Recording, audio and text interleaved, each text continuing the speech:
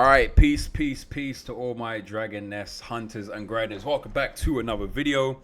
As you can see in the title, we're going to make it short and snappy. The intro, this video is going to be basically the mechanic guide for Red Dragon Nest, normal.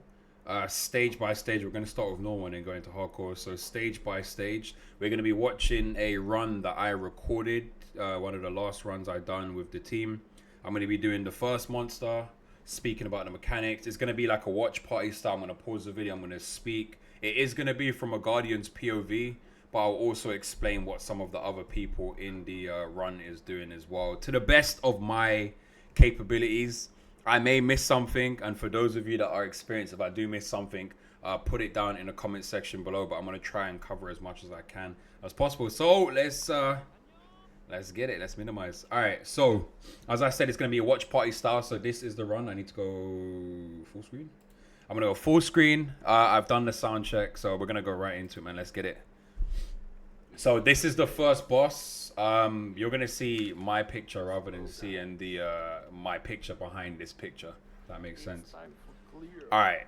Here we go. So, again, this is the first boss you'll be fighting in Memo. In RDN, that's going to be the second boss you fight. So all you want to do is put your weapon away. You want to run straight into this portal. Alright, so this is the first boss that is about to spawn. I'll be honest, guys, I don't know the bloody names of the boss. But essentially, what you want to do, your whole team is waiting for the boss to spawn in. And you're going to wait for a DPS window. A DPS window is like a thief. Imagine a thief. A thief is an opportunist, and opportunists wait for your window to be open so they can climb in your house and steal whatever you've got, like your Dragon S account. I hope they don't do that because it'll be overfilling, trust me. But you want to wait for a DPS window so you can attack the boss. This is one of the mechanics the boss does. So it's a stomp, and it shows you these rings. It goes up as it's coming down. Obviously, you have to jump to dodge the stomp.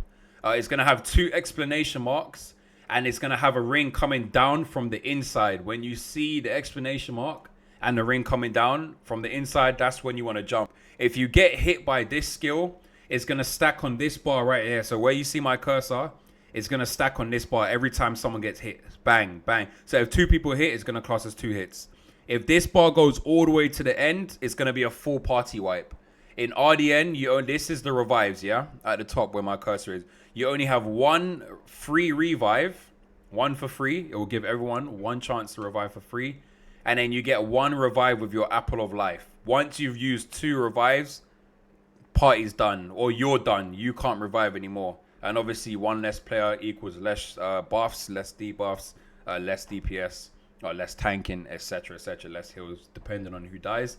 So yeah, you do want to learn the mechanics. So I'm going to continue the video. I'm going to show you exactly what the mechanic does. So you see it goes up. Everybody's waiting. No one's DPS in. Exclamation mark. Jump. So one person got hit, as you can see there. The guy right there. So this is how much is stacked up on the bar. If I actually spin that back a tiny bit. This is another mechanic it does. So after stomp, it's doing like a regular punch. Everybody's waiting for dive. So this is dive. So once he does stomp and then dive, after these 2 skills have been done, this is our DPS window. So the skills that he does after that are very minimal. So when he hits you, it's only going to take a burn. You're probably going to have a physician or a saint inside a party. They can drop cure, relic, or something that cures you. So you don't have to worry about the minor hits. It's only these 2 skills you have to worry about. So I'll show you right now. This is dive. So he essentially jumps up in the air. He spits these swords out, and then he just flies straight in a straight line. So you will see what I'm talking about. And then you will see everybody go in for the DPS. Look. Bang. Not everyone's going for a DPS. So everyone does DPS. So essentially now, your Guardian, or you can't, what am I talking about? You can't provoke this monster. You can only just DPS. There is no aggro on this monster. So as you can see now, we waited for stomp. We waited for dive. Everybody's come in to do the DPS. Obviously, Saints dropped the cure relic. We've got some heals going, so everyone's just smacking the monster. We've hit 1 bar now. 1 bar is being wiped from this monster. So now the next mechanic it does, it spawns 2 swords here and here. One person has to press this one, another person presses this one. Once both swords are pressed, they're gonna go down, so you won't see the illuminated red light around the sword, and the bridge is gonna form. I think it's at 3 o'clock. It's 3 or 9 o'clock. So we're going to continue the video. If you look down at the bottom of the screen right here, when I press play, this is going to come off. You will see what I'm talking about. So 2 swords have been pressed right here at 3 o'clock. As you can see downstairs on the map, a bridge is formed. What you want to do, you want to jump on the bridge. You jump on the first one. When the monster comes down, then you can jump on it. Jump on this one. This one, you do 3 jumps. And then you wait for this one. As soon as the monster lands, you can jump on, even if the monster's still there. Wait here. And then the monster's going to do a breath. If it does the breath on the right side, as you saw, we all moved to the left. And we jumped across the bridge. So I'm going to show you that one more time, because it was pretty fast. So we're going to show you from here. Like I said, this is how the style of the video is going to be. We're going to be pausing. We're going to be replaying. And we're going to be going again. So at least you guys can understand the mechanics. So dive. Everybody does DPS. I do my armor break. I do my light debuffs. Even though it was a fire party, God knows why I done it, but I done it anyways. Smite, more debuffs. We've wiped 1 bar off the monster. I don't need to get. I'm not near the sword, so I don't need to get it. So I go straight to the bridge. So my advice, if you're new to Red Dragon, and you're forming practice runs or an actual run where you want to clear, but it's your first time, or you're still low EXP'd in Red Dragon Nest. If you don't understand the swords, just get to the bridge. Because if you don't get to the bridge, as this mechanic is spawning, the monster flies around in the middle. He drops this circle fire in the middle, and it spreads over time. And if you're still standing in the middle and that touches you, it's a one-shot, it's an instant wipe. Obviously, I haven't showed you. So in the next run, I'll be purposely looking in these directions so you can actually see these mechanics. But essentially, all you want to do is just get to the bridge. So if you don't know what you're doing, get to the bridge, wait to jump across. Bob's your uncle. So we're going to continue the video so you can see now. So what you want to do, you want to jump on the first stone. The monster goes on the second stone. You wait. As soon as the monster lands, bang, you could jump on. Even if the monster's still there. Then again, 1 more stone. Monster's on the next stone. This time you could jump 3 times. 1, 2, 3. That was the third one, sorry. Jump on here. Wait till he casts his breath. Move to the left because he's cast his breath on the right. And then we go again. And then it's the same thing applies. You want to wait for stomp. You want to wait for dive. And then we go again for another DPS window. So as you can see, he's doing his regular, like, punching forward, spinny, eclipse kind of skill. Eclipse is from a Swordmaster. Alright, so this one. This mechanic, I'm going to call Tornado. So what it does here, I'm actually going to go back so you can see it a tiny bit. If I go 10 seconds back, I'll show you now. Watch this. I'll show you the beginning of the skill. Here we go. So he forms a tornado upstairs. This tornado sucks you in. As it sucks you in, it's spitting out fireballs. The fireballs can stun you. If you're a cleric, you can use your shield, DA. If you're a character that has a shield, you can use that. If you're a character with no shields, it can stun you, so it staggers you, and then it pushes you into the tornado, and this tornado, it hits a lot of damage. If you get staggered at the beginning, the likelihood is that this tornado is going to kill you when you land in it. If you get hit maybe like after 4 seconds, by the time you get hit by the tornado, if you get into the tornado, it will be finished. So essentially what you want to do, you want to walk away from the tornado in a diagonal direction. If you walk straight, there may be a chance of the fireball hitting you and then you get staggered. If you walk sideways, the fireballs may miss you. What I do, I walk sideways, then I use skills like shield charge that gives me the extra mobility to move away from the tornado, and my dash hit, if that makes sense. So I'm going to continue the video now, but essentially that's what this mechanic is.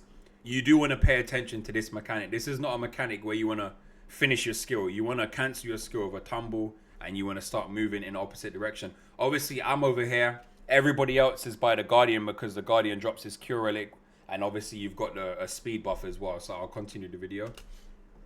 So as you can see, I'm moving away. I use my shield charge. I'm tumbling away. All right, there we go. And it should be ending now. All right, it's ended now. So everyone regroups. They buff up. As you can see, the monster's doing his punching skill again. So all we're doing now, we're waiting for a DPS window. He's hit me. Doesn't matter. Stomp. Okay, look. I got hit by the first skill. He took away my aerial invasion. So now I got hit by the stomp going up. So now if I don't get up fast enough and he comes down and hits me with this stomp, it's going to consider as 2 hits. So now this bar downstairs is going to go up again. But luckily, I did make it in time. So let's continue. I made it. I don't know how I made this, but I made it. That was my reaction. I made it. All right, so stomps happen. So all we're now waiting for the DPS window is the charge. Now we're doing swords.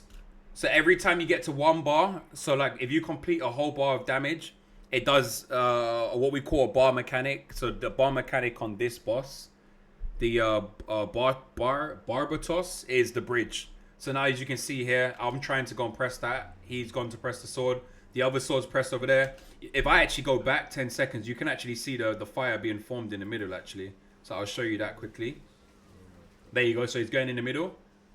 And if you look in the middle, right there, you see that fire? Right there. This is the fire that's formed in the middle. If that hits you, you're dead. 1 shot, gone, wiped. So as you can see, the whole party's actually gone to the bridge. They're getting ready to go to the bridge. So we're going back to 9 o'clock. So we're all running to the bridge. There we go. We jump on 1, 2, wait.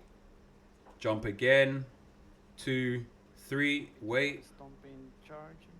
And Bam. You can hear the party leader, Zuj, saying wait for the stomp and charge, and then we're going to go for another DPS window. Again, we move to the left because the breath was on the right. So now everybody rebuffs up. Get a little bit of inject there. There you go. He's doing his regular bam, bam. There we go. We got a dive going. So he's doing a dive. So now all we're waiting for is stomp. So they call it charge. I call it dive. Now all we're waiting for is stomp or breath. All right. So this mechanic here, like he's invincible. At this moment of time when he's got all of this fire on him, you cannot do any damage to him. And he spawns these little dragons from the sky. These little dragons just drop. Essentially, all you want to do is move out the illuminated ring. And in about 4 seconds, he drops to the ground as if he loses his breath. Like, it takes a lot of chakra to use this skill. And you can start DPSing him, and then obviously he will continue doing other various hits. So I'm going to continue this so you can see what I was talking about. So look, you see these little things? They form. All you want to do is dodge them. They don't really do that much damage, but you want to dodge them. Now you can continue DPSing. Now everyone's still waiting for a stomp. This is breath. So this mechanic is called breath or fire breath. So essentially, he does a fire breath. So similar to what I'm doing with my hand now. You will see the lines. It covers like a quarter of a pizza, like this. My camera's here. My screen's here, but my camera's here. So when you see me looking at my screen, I'm looking at you in the camera. So he does a breath. Each inside the breath, there's smaller triangles, yeah? Like this. I think there's 4. There's one that with the fire inside, and then there's one where you can obviously avoid being hit by the fire. One with the fire inside. One where you can avoid being hit by the fire. So you can see here, this one is the one with the fire. But next to it, in this triangle, there is no fire inside. So if you don't want to get hit, you can stand here. As you can see, this Kelly right here is going to move here, so she doesn't get hit. Then there, you've got another fire, and then on the last one, you don't have a fire. But again, it's only this part. It doesn't do this, and it's not a full 360. It's literally just a 90-degree angle. So essentially, if you just move on the edges, you can dodge it. So you will see when you're actually doing your run or you're doing Memorial on the Red Dragon Nest, you'll be able to see that. So I'm moving to the left. As you can see here, people doing a little bit of DPS. Here we go. Here's a stomp coming. we can go now. We dodge the stomp. Now, if you get hit by the stomp and you have aerial evasion, you're fine. Don't worry. You can aerial evade out, wait for the stomp to come, and then obviously prepare to jump. So as you can see here, the exclamation mark and the rings on the inside, this is your time to jump. So let's go again. We're going to do that so we can actually get the timing. Here we go. So look at the timing, yeah? He jumps up. Now it's stomp. Look at the rings. You get the first ring. Can you see that circular ring? You see the smaller one? When you see this one come and the smaller one, that's essentially when you want to jump. I've done the timing myself. It works. Even without Justice Crash. So now everybody's waited for a dive. We've waited for Stomp. Now it's time for another DPS window. So as you can see, the whole party is doing the DPS. And they're doing a big wipe. And Oh my god. the Gladiator hit hard. But essentially, guys, that is literally all the mechanics. For the first boss in Memorial or in the Red Dragoness, that is the only mechanics for the first boss. So I hope this video made sense. A lot of these videos are going to be long because we're going to be replaying. We're going to be speaking about the mechanics. I'm going to be showing you on the map with like the cursor and stuff like that. But I hope that video made sense. If it didn't and you have any questions, please leave it down in the comment section below. I'm going to upload this video straight away as I'm recording this at 5 a.m. I'm going to upload it and I'm probably going to do the next boss tutorial and then the boss after that. And then obviously we'll come back tomorrow and we'll do the rest of the Red Dragoness. But guys, this is for those who are new, returning players that need a refresher. You know, thanks to my team, they gave me the refresher. Now I'm passing on that knowledge so that everybody can clear, because we all need to clear. We need a competitive server. I think the more people that can clear, I think more people will be online. A lot of people are getting bored. So I hope this video helped. I hope you liked it. Leave a like, smash the subscribe, leave a comment if you want me to answer any questions or if you want a request for a new video. I'm not even going to say no more. We're going to go right into the second one. Guys, it's your boy Fruits. I hope you like this video, man. Peace.